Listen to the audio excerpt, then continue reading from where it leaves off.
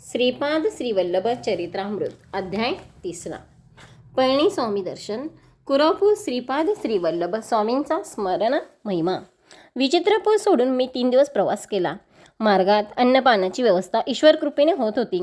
4थ्या दिवशी अग्रहारपूरला पोहोचलो. तेथील एका ब्राह्मणाच्या घरासमोर उभे राहून ओम भिक्षां देही असे म्हणून भिक्षा मागितली. त्या घरातून अतिशय क्रोधायमान झालेली एक स्त्री बाहेर आली. ती म्हणाली, भात नाही, लात नाही. मी थोडा वेळ तसाच दारासमोर उभा राहिलो. थोड्याच वेळात त्या घरातील गृहस्थ बाहेर आले आणि म्हणाले, माझ्या पत्नीने रागाने माझ्या डोक्यावर मातीचे मडके फोडले आणि आता त्याच्या किमती एवढे पैसे आणून द्या असे म्हणून घरातून बाहेर घालवले. मी आपणाबरोबर येतो, दोघे मिळून भिक्षा मागूया. मी म्हटले, समस्त जीवांचं अन्न पाणी पुरवणारे सर्वव्यापी असलेले श्री दत्तप्रभूच आहेत. समोरच्या पिंपळाच्या झाडाखाली बसून आपण त्यांचे चिंतन करूया. आम्ही दोघे त्या विशाल पिंपळाच्या छायेत बसून श्री दत्तप्रभूंचे भजन करू लागलो. भूक लागल्याने आवाजसुद्धा अगदी बारीक येत होता. इतक्यात तेथे विचित्रपूरच्या राजाचे दूत आले. ते म्हणाले, आमच्या युवराजांना बोलता येऊ लागले आहे. राजेसाहेबांनी तुम्हाला घेऊन यावे अशी आज्ञा केली आहे. आमच्या बरोबर घोड्यावर चलावे. मी म्हणालो, मी एकटा येणार नाही. माझ्यासोबत माझ्या मित्राला येऊ दे असला तरच मी येईन. त्या राजदूतांनी माझी विनंती मान्य केली. आम्ही दोघाच घोड्यावर बसून ते राजदूत राजवाड्याकडे निघाले. त्या गावचे लोक आश्चर्याने पाहत होते. राजवाड्यात पोहोचल्यावर राजाने आमचे स्वागत केले आणि म्हणाला, तुम्ही गेल्यानंतर आमचा युवराज एकाएकी बेशुद्ध पडला. आम्ही घाबरून गेलो. राजवैद्यांना बोलावले, परंतु ते येण्याच्या अगोदरच युवराज शुद्धीवर आला. त्याने डोळे उघडून दिगंबरा दिगंबरा श्रीपाद वल्लभ दिगंबरा असा मंत्राचा उच्चार करण्यास सुरुवात केली. थोड्या वेळाने युवराजांनी सांगितले की तो बेशुद्ध असताना एक 16-17 वर्षाचा अजानुबाहू अत्यंत दैदिप्यमान कांतीचा एक यती आला. त्याने युवराजांच्या जिभेवर विभूती घातली आणि त्याच क्षणी त्याला वाचा प्राप्त झाली. राजाने विचारले, ते यती कोण होते? श्री दत्तप्रभूंशी त्याचे काय नाते आहे हे सारे विस्तारपूर्वक सांगावे. मी सांगितले. युवराजाला दिलेलं 16-17 वर्षाचे दिव्य स्वरूप यती श्रीपाद श्रीवल्लभ होते. त्यांनीच युवराजास वाचा प्रदान केली. ते दत्तप्रभूंच्या कलियुगातील अवतार आहेत. त्यांच्या दर्शनासाठी मी कुरवपूर क्षेत्री जात आहे. मार्गात अनेक पुण्यपुरुषाचे संत महात्म्यांचे दर्शन होत आहे. दरबारातील सर्व लोकांनी श्रीपाद श्रीवल्लभांचा एकमुखाने जय जयकार केला. राजाने मला व माझ्या बरोबर आलेल्या त्या गृहस्थास सुवर्णमुद्रा दान दिल्या. त्या घेऊन आम्ही निघालो. राजाच्या राजगुरूने म्हटले, आपणामुळे आमच्या ज्ञानोदय झाला व दत्तमहिमा कळला. आम्ही आता वैष्णव व शैव या भेदात पापच करीत होतो. आपण आम्हास खरा मार्ग दाखवला. आमच्याबरोबर माधव नमुंद्री नावाचा एक ब्राह्मण सुद्धा कुरवपुरात श्री स्वामींच्या दर्शनाला निघाला. आम्ही तिघे विचित्रपूर सोडून अग्रहारपूर या गावी आलो. माझ्याबरोबर आलेल्या अग्रहारपूरच्या गृहस्थाने राजाने दिलेल्या सुवर्णमुद्रा आपल्या पत्नीस दिल्या. ती अत्यंत आनंदित झाली. तिने सर्वांना अत्यच्छ भोजन दिले. त्यानंतर ती श्रीपाद श्रीवल्लभांची भक्त झाली. मी आणि माधव नमुंद्री चिदंबरकडे जाण्यास निघालो. सध्याच्या गुंटूर गर्तपुरी मंडळातील नुंबूर गावात अनेक विद्वान ब्राह्मणांचे वास्तव होते. मळियाळ देशातील राजाने नुंबूर येथील अनेक विद्वान पंडितांना आपल्या देशात बोलवून त्यांना राजाश्रय दिला होता. हेच ब्राह्मण नुमुद्री ब्राह्मण या नावाने प्रसिद्ध झाले. हे आचारसंपन्न व परमेश्वर दृढ श्रद्धा असलेले वेदसंपन्न ब्राह्मण होते. परंतु माझ्याबरोबर असलेला माधव नुमुंद्री लहानपणापासूनच मातापित्यांच्या छत्राला मुकला असल्याने निरक्षर होता. त्याची श्री दत्तप्रभूंवर मात्र गाढ श्रद्धा होती. चिदंबरला गेल्यावर तेथे श्री पळणीस्वामी नावाचे एक सिद्ध महात्मा असल्याने कळले. त्यांच्या दर्शनासाठी पर्वतावर वरील त्यांच्या एकांतात असलेल्या गुहेकडे गेलो. गुहेच्या द्वाराजवळ जाताच पळणीस्वामींनी आम्हाला बघून, माधवा, शंकरा, दोघे मिळून आलात? आमचे अहोभाग्य असे म्हटले. प्रथम भेटीतच नाव माहीत नसताना आम्हास नावाने हाक मारले सिद्ध महात्मे आहेत यातील मात्र शंका नव्हती. स्वामी म्हणाले, बाबांनो, श्रीपाद श्रीवल्लभांच्या आज्ञेनुसार मी हा देह त्यागून दुसऱ्या तरुण अशा देहात प्रवेश करणार आहे. ती वेळ आता आली आहे. मी या शरीरात 300 वर्ष आहे. या देहाचा त्याग करून नूतन शरीरात पुन्हा 300 वर्षे राहावे असे श्रीपादांची आज्ञा झाली आहे. जीवनमुक्त झालेल्या जनन मरण रूप सृष्टिकर्माला अतीत असलेले आणि समस्त सृष्टीला चालवणारा महासंकल्प म्हणजेच श्रीपाद श्रीवल्लभ. पुढे पळणीस्वामी म्हणाले, अरे शंकरा, तू विचित्रपुरातील कनाद महर्षींच्या कनाद सिद्धांताविषयी बोलला होतास ना, त्याचे वर्णन करून सांग. कनाद महर्षींचा कण सिद्धांत. स्वामीच्या प्रश्नाला उत्तर देताना मी म्हणालो, स्वामी मला क्षमा करा. कनाद महर्षींच्या विषयी व त्यांच्या सिद्धांताच्या बाबतीत मला थोडीफार माहिती आहे. मी सांगितलेली माहिती ही श्री दत्तप्रभूंनाच माझ्या तोंडून वदवली होती, हे तर स्वामींना ज्ञात आहे. करुणा स्वरूप पळणी स्वामींनी कण सिद्धांत सांगण्यास सुरुवात केली. ते म्हणाले, समस्त सृष्टीसुद्धा परममूल अशा अणूंनी निर्माण झाली आहे. त्या परमाणूंपेक्षा सूक्ष्म अशा कणांनी अस्तित्वाने विद्युत शक्ती उद्भवते. हे सूक्ष्म कण महावेगाने आपापल्या कक्षेमध्ये परिभ्रमण करीत असतात. स्थूल सूर्याभोवती ग्रह आपल्या भिन्न भिन्न कक्षेतून परिभ्रमण करीत असतात. त्याचप्रमाणे सूक्ष्म कणसुद्धा आपल्या केंद्रबिंदूस अनुसरून परिभ्रमण करीत असतात. या सूक्ष्म कणांपेक्षा सूक्ष्म अशा स्थितीत प्राणीमात्राचे समस्त भावोद्वेगाने स्पंदन चालू असते. स्पंदनशील अशा जगात काही स्थिर नाही. चंचलता यांचा स्वभाव आहे. क्षणक्षणी बदलणे यांचा स्वभाव आहे. या स्पंदनापेक्षा सूक्ष्म स्थितीत दत्तप्रभूंचे चैतन्य असते. यावरून मला सर्वात महत्त्वाचे म्हणजे सूक्ष्म असलेल्या सगळ्यांपेक्षा सूक्ष्म श्री दत्तप्रभूंचा अनुग्रह मिळवणे तितके सोपे आहे, तितकेच कठीण सुद्धा आहे.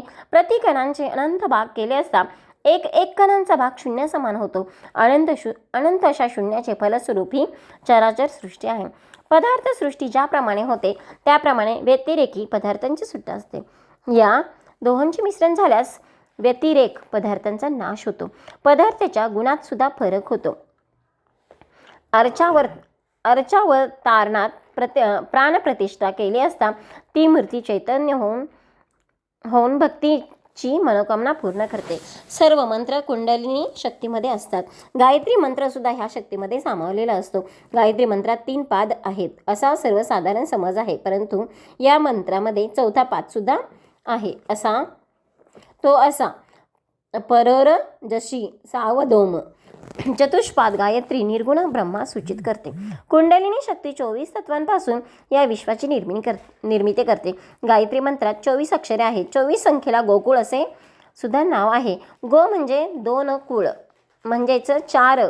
ब्रह्मस्वरूपात कोणताच बदल होत नाही. परिवर्तनातील असे म्हणून ते 9 या संख्येने सूचित केले जातात. 8 ही संख्या महामायेचे स्वरूप दर्शवणारी आहे. श्रीपाद श्रीवल्लभांचे भक्तगण त्यांना दो चौपाती देवलक्ष्मी असे म्हणत असत.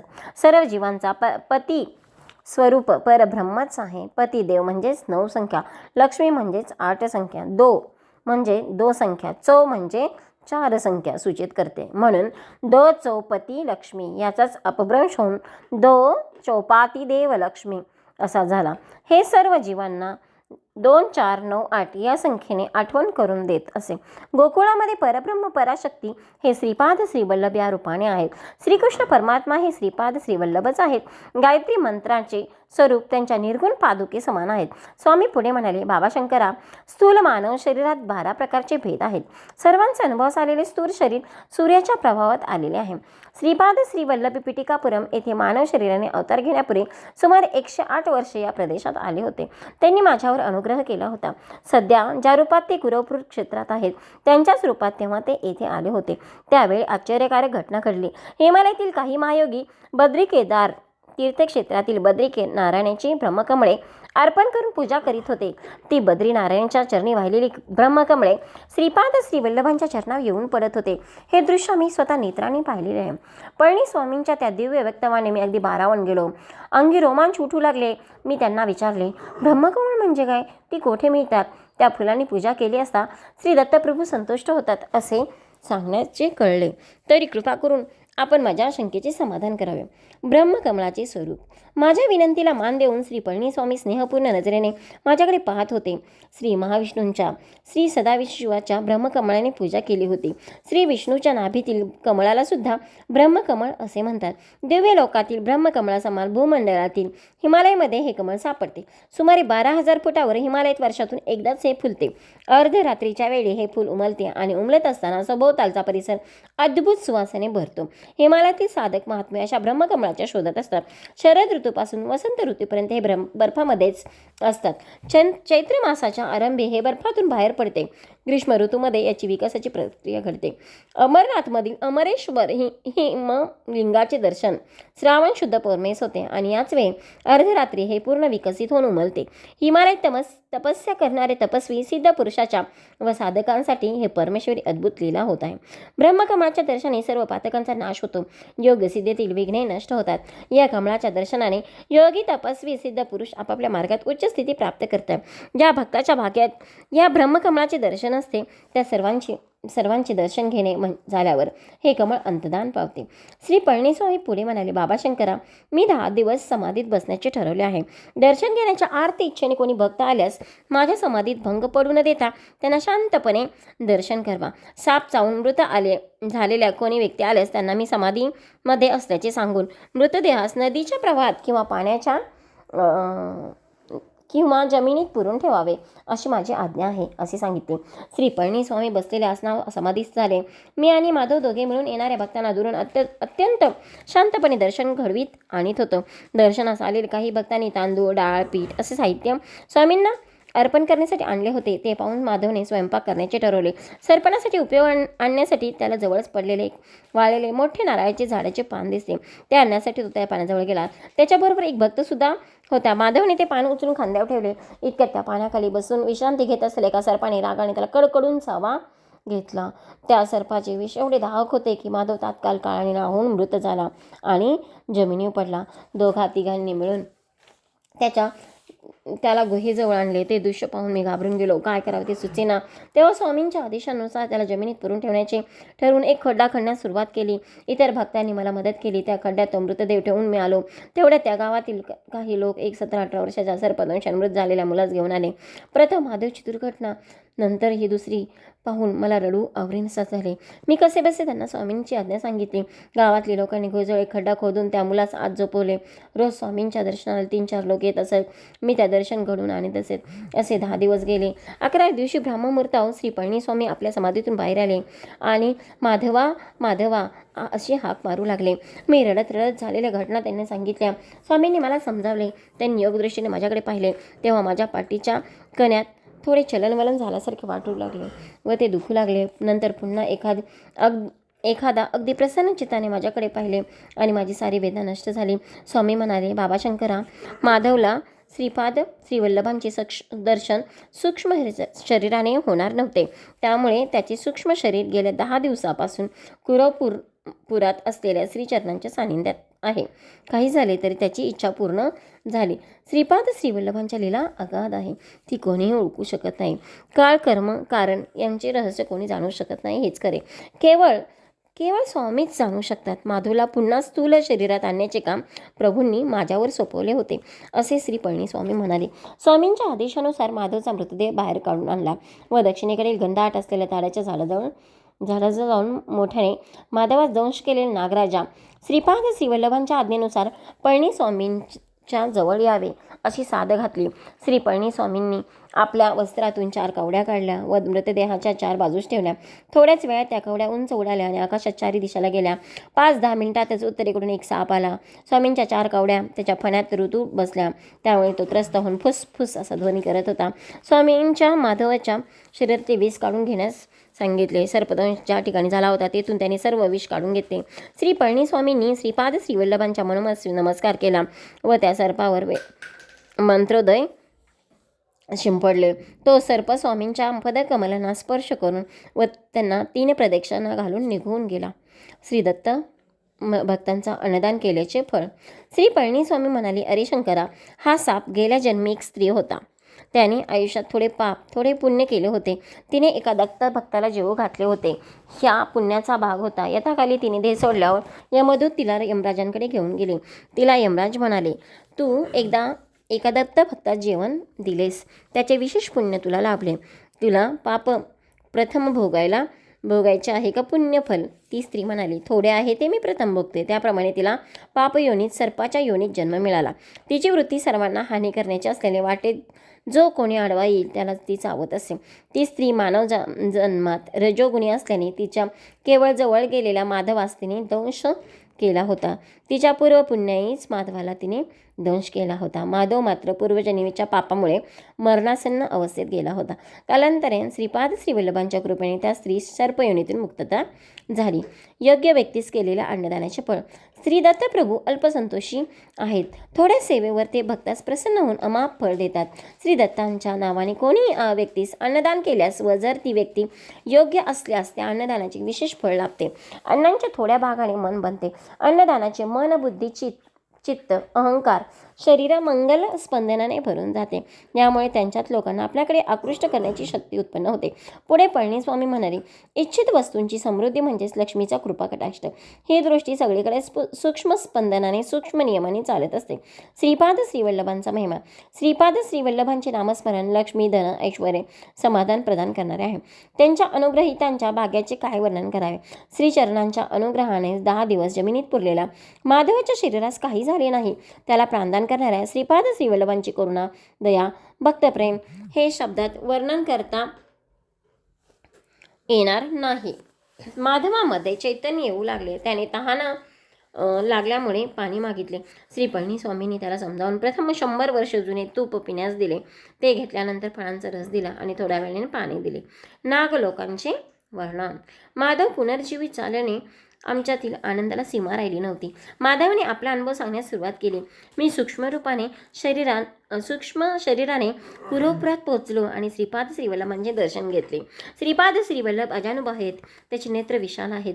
त्या नेत्रांमध्ये जीवांच्या प्रती करुणा, दया, प्रेम निरंतर प्रवाहित होत असते. मी स्थूल देहधारी नसल्याने तेथील स्थूल देहधारी भक्तांना मी दिसत नव्हतो. श्रीपादांनी कुरोपुरेतील त्या द्वीपाच्या मध्यभागी जा अशी आज्ञा केली. मी श्रीवल्लभांचे नामस्मरण करत त्या द्वीपाच्या मध्यभागातून खोलामध्ये गेलो. भूमीमध्ये खोलात भूकेंद्राजवळ अनेक प्रासाद, वऱ्हाडे असल्यासारखे भासले. ते पाताळ लोकच आहेत अशी खात्री झाली. स्थूलता पाहणाऱ्यांना स्थूल रूप पदार्थच दिसतात. माझ्यासारख्या सूक्ष्म रूपधारित शरीराला सूक्ष्म रूप असलेले लोक दिसले. तेथे असणारे लोक नागजातीचे असून कामरूप धारण केलेले होते. त्यांना इच्छा असलेली रूप धारण करण्याची शक्ती होती. त्यांना साधारणपणे नागस्वरूपातच संचार करणे आवडे. तेथे मी अनेक महासर्पांना पाहिले. काही सर्पांना हजारो फणे होते. फण्यावर मणी असून त्या मण्यातून दिव्य तेज प्रसारित होते. अन्य नाग योगी मुद्रेत असल्याने फणे उकलून मौन मुद्रेत होते. आश्चर्य असे की त्यातून एक महासर्प होता. त्या सर्पाला हजार फणे होते. त्या महासर्पावर श्रीपाद श्रीवल्लभ श्री महाविष्णूसारखे शयन करीत होते. तेथे असलेले महासर्प वेगगान करीत होते. चिदानंद स्वरूपाने स्वामी ते गायन ऐकत होते. माझ्या बाजूला असलेल्या एका महासर्पाने श्री दत्तप्रभूंचा महिमा सांगण्यास सुरुवात केली. श्री दत्तात्रेयांचा महामहिमा. तो म्हणाला, श्री दत्तप्रभू नेपाळ देशात असलेल्या चित्रकूटातील अनुसया पर्वतावर अत्री अनुसयाच्या पुत्ररूपाने पूर्वयुगात अवतरले. ते अवतार न संपवता सूक्ष्म रूपात निलगिरी शिखरावर, श्रीशैल शिखरावर, शबरगिरी शिखरावर, सह्याद्रीमध्ये संचार करीत असतात. त्यांनी नाथ संप्रदायातील गोरक्षनाथाला योग मार्गाचा उपदेश दिला. ज्ञानेश्वर नावाच्या योग्याला खेचरी मुद्रेत बसलेल्या निराकार योगी रूपात दर्शन दिले. श्री दत्तप्रभू देशकाळाहून अतीत आहेत. श्री प्रभूंच्या सानिध्यात आम्हाला भूत, भविष्य, वर्तमान हे वेगवेगळे दिसत नाहीत. सगळेच नित्य वर्तमान असते. अनघा समवेत दत्तात्रेयांचे दर्शन. तो महासर पुढे म्हणाला, बाबा माधवा, आम्हाला कालनाग ऋषीश्वर म्हणतात. श्री दत्तांनी हजारो वर्ष राज्याचे परिपालन केल्यानंतर त्यांनी त्याच्या रूपास गुप्त ठेवण्याचा विचार केला. ते काही वर्ष नदीमध्ये अदृश्य राहिले. त्यानंतर ते पाण्यावर आले. आम्ही अनुचर परत आमच्या बरोबर येतील म्हणून येथेच वाट पाहत होतो. परंतु ते आमच्यापासून लपवण्याचा प्रयत्न करीत होते. ते आम्हास माहीत होते. ते परत जलसमाधीत जाऊन थोड्या कालांतराने वर आले. यावेळेस मात्र त्यांच्या हातात मधुपात्र होते. दुसऱ्या हातात 16 वर्षाची सुंदर कन्या होती. मधुपान करून सदैव गुंगीत असणारे आणि स्त्रीच्या दास्यात असलेले व्यक्तीस आपण आताप्रमाणे भ्रमाने आपले दैवत मानले होते. या विचाराने आम्ही तेथून परतलो. त्याच वेळी ते दोघेही अदृश्य झाले. अदृश्य झाल्यावर आम्हाला ज्ञानोदय झाला. त्यांच्या हातातील मधुपात्र हे योगानंद स्वरूप असलेले अमृत आणि ती सुंदरी त्रिशक्ती स्वरूपिणी अनघा लक्ष्मी देवीचे रूप होते. याचे आम्हाला स्मरण झाले. पुनरूपी त्यांनी या भूमीवर अवतार घ्यावा यासाठी आम्ही घोर तपश्चर्या केली. आमच्या तपश्चर्येचे फलस्वरूप श्री दत्तात्रेयाने पिटिकापुरात श्रीपाद श्रीवल्लभ या नावाने अवतार घेतला. श्री कुरोपुराचे वर्णन. श्री दत्तात्रेय प्रभू त्या दिवशी त्या जागेत स्नानासाठी पाण्यात उतरत होते. तीच जागा म्हणजेच हे आजचे परमपवित्र कुरवपूर. ते जलसमाधीमध्ये असताना आम्ही सुद्धा आमच्या सूक्ष्म स्पंदनाने या सूक्ष्म लोकात योग समाधीमध्ये होतो. कौरवांच्या आणि पांडवांच्या मूळ पुरुष असलेला कुरु महाराजाला ज्ञानोपदेश झालेले कुरवपूरच हे पवित्र स्थळ आहे. बाबा माधवा या कुरवपुराचे महात्म्य वर्णन करण्याचे सामर्थ्य आदिशेषात सुद्धा नाही. सदाशिव ब्रह्मेंद्राची पूर्वकथा. श्रीपाद श्रीवल्लभांच्या चरणांना मी अत्यंत नम्र भावाने नमस्कार केला. त्यावेळी प्रभू अत्यंत करुणा पूर्ण अंतकरणाने म्हणाले, वत्सा, हे दिव्य भव्य दर्शन म्हणजेच मोठा अलभ्य योगेच आहे. तुला बोललेला एक महासर्प येणाऱ्या शताब्दीत ज्योतिरामय लिंगेश्वर स्वामी या रूपाने अवतरून ज्योतिरूपातच अंतदान पावेल. तुझ्याशी बोललेला दुसरा महासर्प सदाशिव ब्रह्मेंद्र या नावाने येणाऱ्या शताब्दीत भूमीवर अवतार घेऊन अनेक लीला दाखवेल. आणि श्री पिटिकापुरम सुद्धा माझे अत्यंत प्रिय स्थान आहे. पिटिकापुरात मी जन्मलेल्या माझ्या मातेच्या गृहातच माझ्या पादुकांची प्रतिष्ठापना होईल. माझा जन्म कर्म अत्यंत दिव्य आहे. ते गोपनीय रहस्य आहे. तू श्री पिटिकापुरामधील माझ्या पादुका प्रतिष्ठा स्थळापासून पाताळात जाऊन तेथील तपोनिष्ठ असलेल्या काल नागांची भेट घेऊन ये. श्री पळणीस्वामी मंद हास्याने म्हणाले, बाबा माधवा, पिटिकापुरातील काल नागांविषयी चर्चा नंतर करू. आपण सत्वर स्नानांची पूर्ती करून ध्यानास बसावे, अशी श्रीपाद श्रीवल्लभांची आज्ञा आहे. श्रीपाद राजम शरणं प्रपत्ते. असेच श्रीपाद श्रीवल्लभ यांचे स्वामी चरित्र पाहण्यासाठी आमच्या चॅनलला लाईक करा, शेअर करा, सबस्क्राईब करा. श्रीपाद राजम शरणं प्रपद्ये. करतोय का व्हिडिओ? बंद कर की मामा. कसं करणार? बंद झालं.